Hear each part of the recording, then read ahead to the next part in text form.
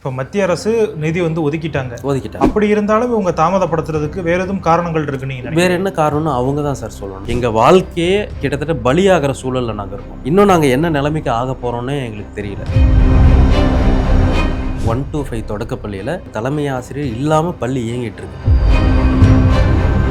ஒரு 1900 ஸ்கூலில் ஒரே ஒரு சிங்கிள் டீச்சர் தான் இருக்கு. 239 தொடக்கப்பள்ளிகள் இழுத்து மூடப்பட்டிருக்கு. மும்மொழி கொள்கையை ஏற்றுக்காமல் இருமொழி கொள்கை கல்வி அடிப்படையில் தான் நடந்துக்கிட்டு இருக்கு.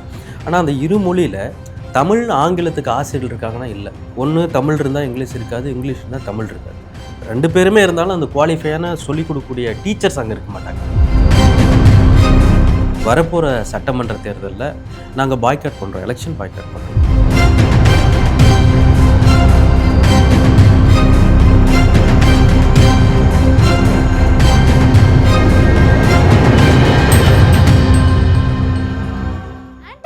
சொல்லப்படுற பழமையான கடிகாரங்கள் நம்ம பேச தமிழா பேச அலுவலகத்துல தள்ளுபடி விலையில விற்பனை செய்யப்படுது. தொடர்புக்கு திரையில தெரியுற நம்பருக்கு கால் பண்ணுங்க. பேசு தமிழா பேசு நேயர்களுக்கு வணக்கம். இன்று நம்முடன் இணைந்திருக்கக்கூடிய சிறப்பு விருந்தினர் நியமன தேர்வில் தேர்ச்சி பெற்ற தொடக்க கல்வி ஆசிரியர் கூட்டமைப்பின் மாநில தலைவர் திரு பார்த்திபன் அவர்கள். வணக்கம் சார். வணக்கம் சார். நீங்க பல்வேறு கோரிக்கைகளை வச்சு முதல்வர் அவர்களை சந்திக்கணும் அப்படின்னு சொல்லிட்டு நேரம் கேட்டதா கூறப்படுது. ஆனா முதல்வர் அவர்கள் நேரம் கொடுக்கல, இதுவரைக்கும் நேரம் கொடுக்கல. நீங்க என்ன கோரிக்கையை முன் வச்சு நேரம் கேட்டீங்க சார்? சார், நாங்க கேட்ட கோரிக்கை என்னன்னா 2021 இப்போ 2024 வரைக்கும் டிஆர்பி ஆனுவல் பிளானில் நிதித்துறை செயலர் ஒப்புதலோடு அறிவித்த காலி பணியிடங்களை எங்களுக்கு உயர்த்தி எங்களுக்கு பணி நியமனம் வழங்கணும், அது சம்மந்தமாக பேசுகிறதுக்கான வாய்ப்பு நாங்கள் கேட்டிருந்தோம். இது வரைக்கும் அமையலை சார். பணி நியமனத்தை உயர்த்தணும் அப்படின்னா ஏற்கனவே பணியமர்த்தி இருக்கிறவங்க கம்மியாக இருக்காங்கன்னு சொல்கிறீங்களா? ஆமாம். அதாவது 2021 2024 வரைக்கும் 14,100 காலி பணியிடங்களை டிஆர்பி தேர்வாணையம் அறிவிச்சது. ஆனால் லாஸ்ட் இயர் 2025 எத்தனை பேருக்கு பணி நியமனம் வழங்கினாங்கன்னா 2,400 பேருக்கு மட்டும்தான் வழங்கியிருக்காங்க. ஸோ 14,000 வேக்கண்ட் இருக்குது. இப்போ பள்ளிக்கல்வித்துறையோட ஒப்புதலோட 14,000 வேக்கண்ட் இருக்குன்னு டிஆர்பி போர்டு அனௌன்ஸ் பண்ணியிருக்கு. ஸோ 2,000ங்கிறது மிக குறைவு. காரணம் என்ன அப்படின்னா, ஏன் அடுத்த வருஷம் கூட நீங்கள் எழுதிக்கலாமேன்னு கேட்கலாம். 13 வருஷமாக 4 முறை தகுதி தேர்வு எழுதி, ஒரு நியமன தேர்வு எழுதி, இத்தனை தகுதியை நிரூபிச்சிட்ருக்க, வயசு கடந்து இவ்வளோ தேர்வை எழுதியிருக்க எங்களுக்கு இந்த காலி பணியிடங்களை முழுமையாக நிரப்பி கொடுக்கணும்னு சொல்லி ஒரு கோரிக்கை அடிப்படையில் தான் நான் போய் அவரை மீட் பண்ணுறதுக்காக இப்போ வரைக்கும் கேட்டிருக்கோம். 1 வருஷமாக கேட்டுட்ருக்கோம். ஓகே, நீங்கள் 13 வருஷமானு சொல்கிறீங்க. இப்போ 5 வருடமாக தான் திமுக ஆட்சி இருக்குது. ஆமாம். ஸோ இப்படி இருக்கும் பொழுது நம்ம திமுக ஆட்சி இந்த இதுக்குள்ள நிறைவேற்றணும் அப்படின்னு சொல்கிறதுக்கான காரணம் என்ன சார்? சார், திமுக 2020 தேர்தல் சுற்றுப்பயணத்தில் மாண்புமிகு முதல்வர் அவங்க நீலகிரியில் ஒரு பேட்டி கொடுக்குறாங்க. நாங்கள் ஆட்சிக்கு வந்தால் இந்த டெட் தேர்வு எழுதியிருக்கிற ஆசிரியர்கள் அனைவருக்கும் தகுதி தேர்வு அடிப்படையிலே நான் உங்களுக்கு பணி நியமனம் வழங்குவோன்னு சொல்லியிருந்தாங்க. மீண்டும் தேர்தல் அறிக்கையை 177 அறிவிக்கிறாங்க. நம்பர் எதுவும் அறிவிக்கலை. தகுதி தேர்வு இருக்கக்கூடிய ஆசிரியர் அனைவருக்கும் பணி நியமனம் கட்டாயம் வழங்கப்படும் அப்படின்னு சொல்லிட்டு 177 தேர்தல் அறிக்கையில் அறிவிச்சிருக்காங்க. அதை தொடர்ந்து 2024 சட்டமன்றத்தில் 110 விதியின் கீழே 19,260 காலி பணியிடங்களை வரும் 2026க்குள்ளே நாங்கள் நிரப்புவோம்னு சொல்லிட்டாங்க. இப்போ தொடர்ந்து 21 25 வரைக்கும் ஒரே ஒரு முறை தான் தேர்வு நடத்தியிருக்காங்க. அந்த ஒரு தேர்வில் 2,400 தான் தேர்வு பண்ணியிருக்கீங்க. நீங்கள் அறிவித்த அந்த 19,260 இன்னும் எவ்வளோ காலி பணியிடங்களை தொடக்க கல்விக்கு நீங்கள் விடுவிக்க போகிறீங்கன்னு சொல்லி அதை வலியுறுத்தி நாங்கள் கேட்டுட்டு வந்தோம். இன்னும் 10,000க்கும் மேற்பட்ட காலி பணியிடங்கள் அவங்க அறிவித்ததே இன்னும் நிரப்பப்படாமல் இருக்குது. ஏன் தாமதப்படுத்துகிறாங்க நீங்கள் நினைக்கிறீங்க? சார், மத்திய அரசோட நிதி வரல அப்படின்னு சொல்லிட்டு தான் ஆரம்பத்திலேருந்து சொல்லிட்டு வந்தாங்க. மாண்புமிகு பள்ளிக்கல்வித்துறை அமைச்சரை சந்திக்கும் போது 10,000க்கு மேலே போஸ்டிங் போடக்கூடிய கனவு எனக்கு இருக்குது, ஆனால் நிதி இல்லைன்னு சொல்கிறாங்க. நிதி அமைச்சரை போய் சந்திக்கும் போது அந்த மாதிரி ப்ரொஃபஸர்ஸே எங்களுக்கு பள்ளிக்கல்வித்துறை யாரும் வைக்கலை, வச்சுருந்தா எங்களால் என்ன புஷ் பண்ணி கொடுக்க முடியுமோ அந்த நம்பர்ஸை கொடுத்துருப்போம் அப்படின்னு சொல்லி நிதி அமைச்சர் சொல்கிறாங்க. பள்ளிக்கல்வித்துறை செயலாளர் என்ன சொல்கிறாங்கன்னா, அரசு என்ன சொன்னாலும் செய்ய தயாராக இருக்கும், 12,000 வேக்கண்ட் இருக்குன்னு சொல்லிட்டு 2024 சொன்னாங்க. சார் சொன்னாங்க 2024 12,000 வேக்கண்ட் இருக்குது, அமைச்சர் இல்லை நிதி அமைச்சரோ யார் சொன்னாலும் நாங்கள் அந்த வேக்கண்ட்டை விடுவிக்க தயாராக இருக்கோம் அப்படின்னு சொல்லியிருந்தாங்க. இப்போ மத்திய அரசு முதல் கட்டமாக 700 கோடியை விடுவிச்சிருக்கு.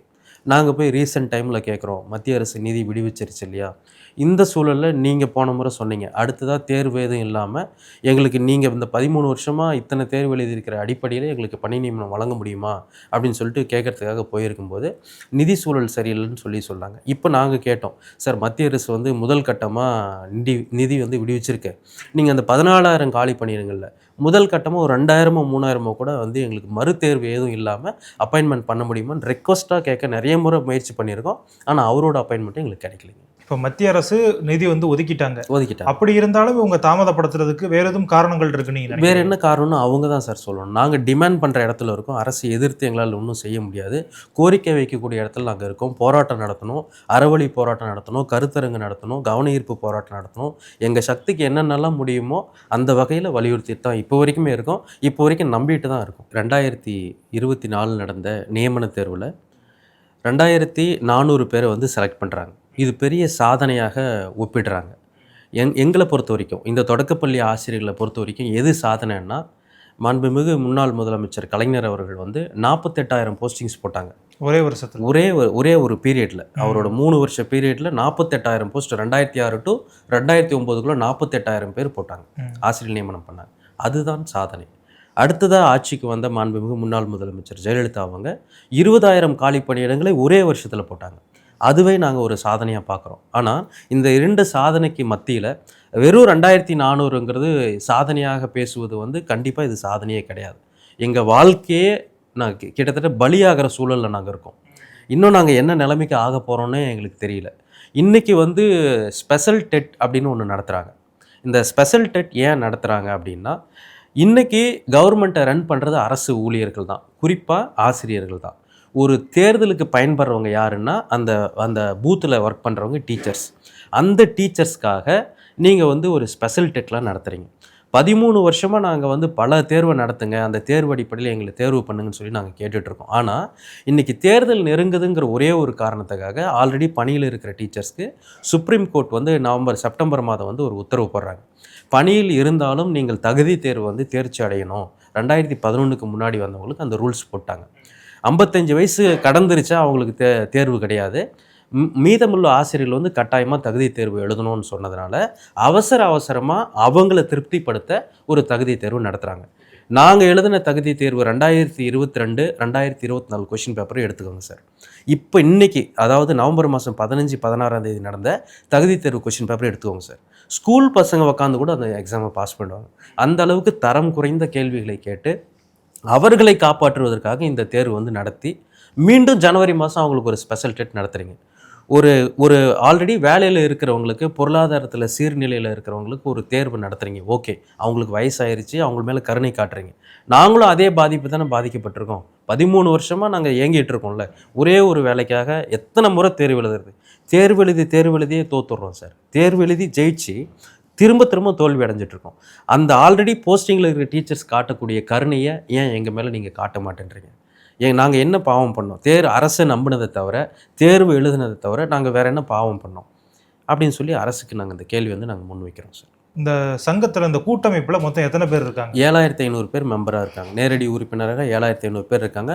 மாவட்டம் தோறும் ஒவ்வொரு ஒருங்கிணைப்பாளரை நியமித்து ஒரு மாவட்டத்துக்கு 200லேருந்து 500 ஆசிரியர்கள் இருக்கும். சரி, இப்போ இந்த கோரிக்கைகளை முன்வைத்து முதல்வர்கிட்ட நீங்கள் மனு கொடுக்குற டைம் கேட்டீங்க, ஆனால் அவங்க கொடுக்கலன்னு சொன்னீங்க. இது சம்மந்தமாக வேறு ஏதாவது முக்கியமான அரசியல்வாதிகளோ இல்லை தலைவர்களையோ மீட் பண்ணியிருக்கீங்க? சார், மாண்புமிகு துணை முதல்வர் அவரை சந்திக்கவும் நாங்கள் 3-4 முறை லெட்டர் கொடுத்துருக்கோம். எங்களோட லெட்டர் பேட் கொடுத்துருக்கோம். எங்களோட லோக்கல் எம்எல்ஏக்களை வச்சு லெட்டர் கொடுத்துருக்கோம். இது வரைக்கும் அங்கே இந்த லெட்டர் பேட் அவரோட அலுவலகத்தில் தான் இருக்குது. எந்த விதமான அறிவிப்பும் எங்களுக்கு இது வரைக்கும் வரல. சந்திக்கிறதுக்கான அந்த வாய்ப்பையும் நாங்கள் தொடர்ந்து கேட்டுக்கிட்டே தருவோம். இப்போ ஒவ்வொரு முறையும் சென்னை பயணம் பண்ணி வரணும்னா எங்களோட சொந்த பணத்தை போட்டுட்டு அங்கங்கே 5-10 இந்த மாதிரியெல்லாம் சேர்த்து எடுத்துகிட்டு வர வேண்டிய சூழல் இருக்கும். நாங்கள் வந்து இப்போ இருக்கிறது ஒரு தினக்கூலியாக தான் இருக்கோம். எங்கேயும் பெரிய வாழ்க்கையெல்லாம் நாங்கள் வாழ்ந்தில்லை. ஏதாவது ஒரு இடத்துல, இன்னும் சொல்லப்போனால் ஏரி வேலை செய்கிறாங்க. ஒரு 130 பேர் ஏரி அட்டையே நாங்கள் வச்சுருக்கோம். டீச்சர்ஸ் வந்து ஏரி வேலை செஞ்சிட்ருக்காங்க. கோயம்புத்தூர்லேயும் சென்னையிலையும் சித்தாள் வேலைக்கு வந்துட்டுருக்காங்க. இன்னும் பல பெட்ரோல் பங்க்கில் வந்து கன்னர்ஸாக இருக்காங்க, வாட்ச்மேனாக இருக்காங்க, வீட்டு சமையல் வேலை செஞ்சுக்கிட்டு இருக்காங்க. இன்னும் சொல்ல முடியாத வேலைகளில் வேதனையோடு தான் சார் இருக்காங்க. நாங்கள் எல்லாம் எடுத்து சொல்லி தான் கேட்டுட்ருக்கோம். ஆசிரியர்களை பணி நியமனம் செய்யாததால் ஆசிரியர்கள் பாதிக்கப்படுறது ஒரு பக்கம் இருக்க, மாணவர்களும் பாதிக்கப்படுறாங்க அப்படிங்கிற மாதிரியும் இந்த இதில் சொல்லியிருக்கீங்க. கட்டாயம். ஸோ அதை எங்களுக்கு கொஞ்சம் சார், கிட்டத்தட்ட 3500 தலைமை ஆசிரியர்கள் இப்போ வரைக்கும் இல்லை. 1 to 5 தொடக்கப்பள்ளியில் 3500 தலைமை ஆசிரியர் இல்லாமல் பள்ளி இயங்கிட்டு இருக்கு. அதை வந்து எப்படி இது பண்ணுறாங்க அப்படின்னா, சமநிலைப்படுத்துகிறாங்க அப்படின்னா, தற்காலிக ஆசிரியர்களை வச்சு சமநிலைப்படுத்துகிறாங்க. அந்த தற்காலிக ஆசிரியர்களுக்கு மேக்ஸிமம் எந்த விதமான குவாலிஃபையும் கிடையாது. ஒரு டிகிரி முடிச்சுட்டு அவங்க வந்து டீச்சர்ஸாக அவங்க வந்து அப்பாயின்மெண்ட் பண்ணிக்கிறாங்க. அந்த அப்பாயின்மெண்ட் வந்து கட்சி ரீதியாகவும் ஜாதி ரீதியாகவும் பணத்தின் அடிப்படையிலும் அந்த அப்பாயின்மெண்ட் வந்து இந்த அப்பாயின்மெண்ட் யாரால பண்ணப்படுது? அங்கே இருக்கக்கூடிய தலைமை ஆசிரியர்கள், அங்கே இருக்கக்கூடிய லோக்கல் பொலிட்டிக்கல்ஸில் நடைபெறுது. ஓகே. அந்த டெம்பரரி டீச்சர்ஸ் குறைஞ்சபட்சம் 10 மாதம் தான் அவங்க பணி நியமனம் இருக்குது. மீண்டும் அவங்கள கண்டினியூ பண்ணிக்கிறாங்க சார். இந்த நிலைமையில தான் இருக்குது. கிட்டத்தட்ட ஒரு 1900 ஸ்கூலில் ஒரே ஒரு சிங்கிள் டீச்சர் தான் இருக்காங்க. 1900 ஸ்கூலில் சிங்கிள் டீச்சரும் 239 தொடக்கப்பள்ளிகள் இழுத்து மூடப்பட்டிருக்கு. ஓகே. இது வந்து மத்திய இந்த 5 ஆண்டுகளில் 239 தொடக்கப்பள்ளிகள் வந்து மூடப்பட்டிருக்கு. அது மட்டும் இல்லாமல் மாணவர்களை, ஒற்றை மாணவர்களை வந்து இங்கே வேளச்சேரி பக்கம் ஒரே ஒரு மாணவர்களுக்காக ஸ்கூல் வந்து ரன் ஆகிட்டு இருக்கு. இன்னும் பல ஸ்கூல்ஸில் வந்து சேர்க்கை விகிதம் வந்து குறைஞ்சிக்கிட்டே வருது.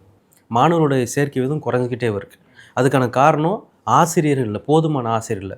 ஓர் ஆசிரியர், ஈராசிரியரை வச்சு பள்ளி வந்து ரன் பண்ணிகிட்டு இருக்காங்க. அந்த வார்த்தையே வந்து எவ்வளோ மோசமானதாக இருக்குன்னு பாருங்கள். எந்த ப்ரைவேட் ஸ்கூல்லையாச்சும் வந்து ஒரு ஆசிரியர் இருப்பாங்களா? ஒரு ஃபஸ்ட் ஸ்டாண்டர்டுக்கு வந்து 5 முதல் 6 ஆசிரியர் இருக்காங்க. சப்ஜெக்ட் டீச்சர்ஸ் மட்டும் இல்லாமல் கல்ச்சுரல் டீச்சர்ஸ்னும் தனியாக இருக்காங்க. ஆனால் அரசு பள்ளிகளில் சப்ஜெக்ட்டுக்கே டீச்சர் கிடையாது. தமிழ்நாடு அரசு வந்து இருமொழி கொள்கை 2 பாலிசியில் தான் ரன் பண்ணிகிட்டு இருக்காங்க. இப்போ வரைக்குமே மும்மொழி கொள்கையை ஏற்றுக்காமல் இருமொழி கொள்கை கல்வி அடிப்படையில் தான் நடந்துக்கிட்டு இருக்கு. ஆனால் அந்த இருமொழியில் தமிழ் ஆங்கிலத்துக்கு ஆசிரியர்கள் இருக்காங்கன்னா இல்லை. ஒன்று தமிழ் இருந்தால் இங்கிலீஷ் இருக்காது, இங்கிலீஷ் இருந்தால் தமிழ் இருக்காது. 2 பேருமே இருந்தாலும் அந்த குவாலிஃபையான சொல்லிக் கொடுக்கக்கூடிய டீச்சர்ஸ் அங்கே இருக்க மாட்டாங்க. அங்கே டெம்பரரி டீச்சர்ஸ் தான் இருப்பாங்க. அவங்க 2 வருஷம் ஆசிரியர் பட்டம் பெற்றாங்களா? இல்லை. தகுதி தேர்வாயிருக்காங்களா? இல்லை. நியமன தேர்வாயிருக்காங்களா? அதுவும் கிடையாது. ஏதோ ஒரு டிகிரி இல்லை 10th or 12th கேட்டால் இல்லை இவங்கள வச்சாச்சும் நாங்கள் ரன் பண்ணுறோமே அப்படின்னு சொல்லி தட்டி கழிக்கிறாங்க சார். இன்னொன்று, ஏதாவது நீங்கள் ரொம்ப அழுத்தமாக கேட்டிங்கன்னா, நீங்கள் வேணால் போய் தற்காலிக ஆசிரியரில் போய் இருந்துட்டு போங்களேன், ஏன் இங்கே வரீங்க, நீ ஏன் கோரிக்கை வைக்கிறீங்க, நாங்கள் அந்த 12,000 தரோம், நீங்கள் போய் டெம்பரரி டீச்சர்ஸாக ஒர்க் பண்ணுன்னு சொல்லிட்டு சாலிடாக அந்த பதில் வந்து சொல்லிடுறாங்க. நாங்கள் அங்கே போய் கேட்டோம்னா, இங்கே லோக்கல் பாலிட்டிக்ஸோட பவர் வந்து அதிகம், நீ வந்து இந்த சுற்று வட்டாரத்தில் ஒரு 5 கிலோமீட்டருக்குள்ளே இருக்கியா, நீ டீச்சராவா, இல்லை நீ ஏன் வர, உனக்கு என்ன தகுதி இருக்குது அப்படின்னு சொல்லிட்டு ஃபைட் பண்ணுற அளவுக்குலாம் போயிடுது. அடிதடியெல்லாம் ஆகிடுது. நாங்கள் வந்து ஒரு வேலை, அது 12,000 சம்பளம், அட்லீஸ்ட் அதுக்காச்சும் போயிடலாமே அப்படின்னு போய் கேட்டால் அதுக்கு ஒரு போட்டி. இப்படியெல்லாம் சூழல்லாம் இருக்குங்க சார். இன்னும் சொல்லப்போனால் இந்த மாணவரோட கல்வித்தரம் வந்து அடிப்படையில் ரொம்ப செதஞ்சு கிடக்கு. அந்த 1 to 5ல் தற்காலிக ஆசிரியர்களை வச்சு நீங்கள் ரன் பண்ணுறதுனால அவன் வந்து அடிப்படையில் அகரவரிசை கூட அவனுக்கு தெரியுது, ஆல்ஃபாபெட் தெரியறதில்ல, அகரவரிசை தெரியறதில்ல, பெருக்கல் கூட்டல் வாய்ப்பாடு தெரியாமல் 8வது 9வது கிளாஸில் வந்து தான் அவன் ஆல்ஃபாபெட் கற்றுக்கிறான்.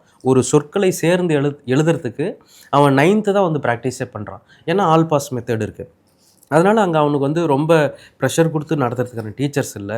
எல்லா ஸ்கூலையும் அப்படி சொல்ல சார், மோஸ்ட் ஒரு 80% வந்து அப்படி தான் இருக்குது. பெரும்பாலான தொடக்கப்பள்ளிகள் இந்த போன்ற பிரச்சனைகள் இருக்குன்னு சொல்கிறீங்க. இதனால் ஒரு கல்வித்திறமே பாதிக்கப்படுறதுக்கான சூழல் இருக்குது. ஆமாம் ஆமாம். அடிப்படையில் இதே சிஸ்டம் அந்த தற்காலிக ஆசிரியர்களை வச்சோ இல்லை இந்த டீச்சர்ஸே இல்லாமல் சிங்கிள் டீச்சர் அல்ல 2 ஆசிரியர்களை வச்சு நடத்துறதுனால என்ன ஆகும்னா, அவனோட உளவியல் ரீதியாக அவனை புரிஞ்சிக்கக்கூடிய ஒரு ஆசிரியர்கள் அங்கே இல்லாமல் போகிறதுனால பர்சனலாக அவங்களோட பர்சனாலிட்டியை வெளியே கொண்டு வரவே முடியாது. ஒருத்தர் கணித திறமை இருக்கும், ஓவியத்திறன் இருக்கும், ஸ்போர்ட்ஸ் ஆக்டிவிட்டி இருக்கும். அவங்கள கண்டுக்காமே விட்டிங்கன்னா எதுவுமே இல்லை. ஃப்யூச்சர் வந்து அந்த அரசு பள்ளியில் படிக்கக்கூடிய மாணவர்கள், ஏழை எளிய மாணவரோட கனவு வந்து செதஞ்சு அங்கேயே மூடு விழா காணப்படும். அங்கேயே இருக்கும், அங்கேயே முடிஞ்சிடும் அவனோட வாழ்க்கை. ஓகே. இன்னும் தேர்தலுக்கு ஒரு 6 மாத காலங்கள் தான் இருக்குது. இந்த காலகட்டத்துக்குள்ளே உங்களுடைய இந்த கோரிக்கைகள் நிறைவேற்றப்படும் அப்படின்னு நினைக்கிறீங்களா நீங்கள்? சார், எங்களுக்கு வந்து நிறைவேற்றப்படணும்னு தான் ஒரு வருஷமாக ரொம்ப தீவிரமாக போராடிட்டுருக்கோம். எங்கள் எப்படியெல்லாம் போராடுறோம் அப்படின்னா, கருத்தியல் ரீதியாக ஒற்றுமைப்படுத்தி ஆசிரியர்களை வந்து எந்த விதமான ஆக்ரோஷத்துக்கும் இல்லாமல் நிறைய நடந்துச்சு. அந்த மாதிரிலாம் தற்கொலை பண்ணிக்காதீங்க நிறைய. இப்போ போன ஒரு 1.5 மாதத்துக்கு முன்னாடி தருமபுரியில் பாப்பாரப்பட்டியில் வீரமணிங்கிறவர் வந்து இந்த தகுதி தேர்வு எழுதி வேலை கிடைக்கல, பெற்றோர்கள் சமூகம் அவமானப்படுத்தினா தற்கொலை பண்ணி செத்துட்டார். 2 குழந்தை இன்றைக்கி அனாதையாக இருக்கிறாங்க. இந்த மாதிரி வருஷத்துக்கு 5 முதல் 6 பேர் வந்து தற்கொலை பண்ணிக்கிறாங்க. ரொம்ப மனவிரக்தியில் இருக்கிறாங்க. எங்களுக்கு கட்டாயமாக வேணும்னு தான் நாங்கள் கேட்குறோம். இதை விட்டால் எங்களுக்கு வந்து வேறு போக்கில் இந்த வேலையினால் நாங்கள் கோடீஸ்வரர் ஆக போகிறதில்ல. அடிப்படையில் நாங்கள் விரும்பி தேர்ந்தெடுத்து படித்த இந்த படிப்பு ஆசிரியர் கனவுங்கிறது. வேறு எந்த ப்ரொஃபஷனில் வேணாலும் யாராவது மாற்றிட்டு போகலாம். ஆனால் ஒரு டீச்சர் ப்ரொஃபஷனை தேர்ந்தெடுத்துட்டு இதிலேருந்து மனவிரக்தியாகி வெளியே போகிறாங்கன்னா அவங்களோட பாதிப்பு எந்த அளவுக்கு இருக்குன்னு நீங்களே பாருங்கள். 3.5 லட்சம் பேர் நாங்கள் எழுதணும். 2012 3.5 லட்சம் பேர் அப்ளிகேஷன் போட்டோம். ஆனால் இன்றைக்கி வெறும் 23,000 பேர் தான் அப்ளிகேஷன் போடுறோம். அப்ளிகேஷன் போடுறவங்களோட எண்ணிக்கையே குறைவு. கிட்டத்தட்ட நீங்கள் 3 லட்சம் ஆசிரியர்கள் காணாமல் போயிட்டாங்க. தமிழ்நாட்டில் 3 லட்சம் ஆசிரியர்களே இல்லை. நாளைக்கு நீங்கள் தொடக்கப்பள்ளி இழுத்து மூடுற சுச்சுவேஷன் தான் வரும். இதே சுச்சுவேஷன் போச்சுன்னா ஒரு இருமொழி கொள்கை அடிப்படையில் செயல்படக்கூடிய அரசு நாளைக்கு இருமொழியை எங்கே ஆரம்பிக்கணும்? தொடக்கத்துலேருந்து தான் ஆரம்பிக்கணும். தொடக்கப்பள்ளியே காணாமல் போயிடும். இன்னும் குறுகிய காலத்தில் தொடக்கப்பள்ளியே காணாமல் போயிடும். அப்போ கல்வியும் பாதிக்கப்படுது, எதிர்கால மாணவரோட இதுவும் கேள்விக்குறி ஆகுது. மிக விரைவில் தொடக்கப்பள்ளி மூடு விழா காண்பதற்கான வாய்ப்பு தான் இந்த சூழல் போச்சுன்னா அதுதான் தொடருங்கிறது எங்களோட கருத்துங்க சார். ஓகே சார், இதில் முக்கியமான விஷயம் என்னென்னா, அடுத்து இப்போ இதுவரைக்கும் நடந்த பிரச்சனைகள் ஒரு பக்கம் இருக்க, அடுத்ததாக இதை எப்படி கொண்டு போகிறது அப்படிங்கிற மாதிரி ஒன்று இருக்குது. நீங்கள் முதல்வர் அவர்களை சந்திக்கிறதுக்கு நிறைய நேரம் கேட்டிருக்கீங்க. இதுவரைக்கும் அவங்க அனுமதி கொடுக்கல. ஒன்று அவங்க வேலையை போடணும், நியமனம் பண்ணணும். நியமனம் பண்ணாமல் இருந்தாங்கன்னா நீங்கள் அதை எதிர்வினை எப்படி ஆற்றலாம் சார்? ஒருவேளை நாங்கள் இன்னும் ரெக்வஸ்ட் பண்ணி என்னென்ன வழிமுறைகளை கேட்போம். நாங்கள் தீவிரமாக எங்களுக்கு எதுவும் தெரியாது. ஓகே, எங்களுக்கு இருக்கிற ஒரே ஒரு உரிமை வாக்குரிமை மட்டும்தான். வரப்போகிற சட்டமன்ற தேர்தலில் நாங்கள் பாய்காட் பண்ணுறோம், எலெக்ஷன் பாய்காட் பண்ணுறோம். தேர்தலில் யாரும் வாக்கு செலுத்த போகிறதில்ல. முடிஞ்சால் எங்களோட வாக்காளர் அட்டையை திருப்பி ஒப்படைக்கலாம் அப்படிங்கிற ஒரு முடிவுக்கும் நாங்கள் வந்திருக்கோம். இதுதான் எங்களோட ஃபைனல் முடிவு சார். ஓகே, இந்த ஒரு நிலை ரொம்பவே ஒரு கவலைக்கிடமானது அப்படின்னு தான் சொல்லணும். ஏன் அப்படின்னா, மாதா பிதா குரு தெய்வத்துக்கு முன்னாடி நம்ம குரு வச்சு தான் வணங்கிக்கிட்டு இருக்கோம் தமிழ் சமூகத்தில். அப்படி இருக்கும் பொழுது ஒரு ஆசிரியர் பணி படித்தவங்களுக்கு இப்படி ஒரு நிலைமை அப்படிங்கிறது ரொம்ப வருந்தத்தக்கதாக இருக்குது. இந்த நிலை விரைவில் சரியடையும், எல்லோருக்கும் பணி நியமனம் செய்யப்படும் அப்படின்னு நம்ம வேண்டிக்கிட்டு இந்த நேர்காணலை முடிக்கலாம். எங்களோடு இணைந்து உங்களுடைய நேரத்தை பகிர்ந்துக்கிட்டதுக்கு ரொம்ப நன்றி. நன்றி, ரொம்ப நன்றி. உலக தமிழ் சொந்தங்களுக்கு வணக்கம். நான் ராஜவேல் நாகராஜன். பேசு தமிழா பேசு வலையொலியுடைய வளர்ச்சிக்கு நீங்களும் உறுதுணையாக இருக்கணும்னு நினச்சிங்கன்னா இந்த வீடியோடைய டிஸ்கிரிப்ஷனில் இருக்கக்கூடிய ரேசர் பே லிங்கை கிளிக் பண்ணுங்கள். அந்த லிங்க்கில் போயிட்டு உங்களுக்கு விருப்பமான தொகையை பேசு தமிழா பேசுவனுடைய வளர்ச்சிக்கு உங்களுடைய பங்களிப்பாக நீங்கள் கொடுக்கலாம். நன்றி, வணக்கம். ரேபிஸ் உள்ள வந்துடுச்சுன்னா, அதோட அறிகுறிகள் ஆரம்பிச்சிருச்சுன்னா அதுக்கு ட்ரீட்மெண்ட்டே கிடையாது. 100% மரணம். பாதுகாப்பு இல்லாத உடலுறவு வைக்கும் பொழுது இந்த மருக்கள் பாதிக்கப்பட்ட நபர்கிட்ட இருந்து இன்னொருத்தருக்கு ஈஸியாக பரவலாம். ஃபர்ஸ்ட் நமக்கு சுகர் இருக்கான்றது செக் பண்ணிக்கணும். சுகர் இருக்கக்கூடிய நிறைய நபர்களுக்கும் கண் எரிச்சல் ஏற்படும். 2-3 பேர் at 20A டயபெட்டிஸ் வரக்கூடிய வாய்ப்பு இருக்குது. இதை ராத்திரி 8 மணிக்கு மேலே இவங்க ரெகுலராக சாப்பிட ஆரம்பிச்சாங்கன்னா, சைக்கிளிங் பண்ணுறவங்களுக்கு நான் எழுதியே தரலாம், ஹார்ட் ப்ராப்ளம் வராது அப்படின்னு. பேசு தமிழா பேசு சேனலுக்கு ஆதரவு தந்து கொண்டு இருக்கக்கூடிய பார்வையாளர்களுக்கு வணக்கம். அரசியல் ஆன்மீகம்னு மட்டும் இல்லாம இப்போ ஹெல்த்லயும் நம்ம வந்தாச்சு. ஹெல்த் சம்பந்தமான பிரச்சனைகளுக்கும், ஹெல்த் டிப்ஸுக்கும், ஹெல்த் கேருக்கும், இல்ல ஹெல்த் பத்தி ஏதாவது தெரிஞ்சுக்கணும் அப்படின்னு நினைச்சீங்கன்னா ஹெல்த் குரு சேனல் கண்டிப்பா உங்களுக்கு யூஸ்ஃபுல்லா இருக்கும். பேசு தமிழா பேசு சேனலுக்கு கொடுக்கக்கூடிய இதே சப்போர்ட்டை ஹெல்த் குரு யூடியூப் சேனலுக்கும் கொடுத்து அந்த சேனலை சப்ஸ்கிரைப் பண்ணி உங்க நண்பர்களுக்கு ஷேர் பண்ணும்படி கேட்டுக்கிறோம். நம்ம ஹெல்த் குரு சேனலோட லிங்கை டிஸ்கிரிப்ஷன்ல தரோம், மறக்காம செக் பண்ணி பாருங்க.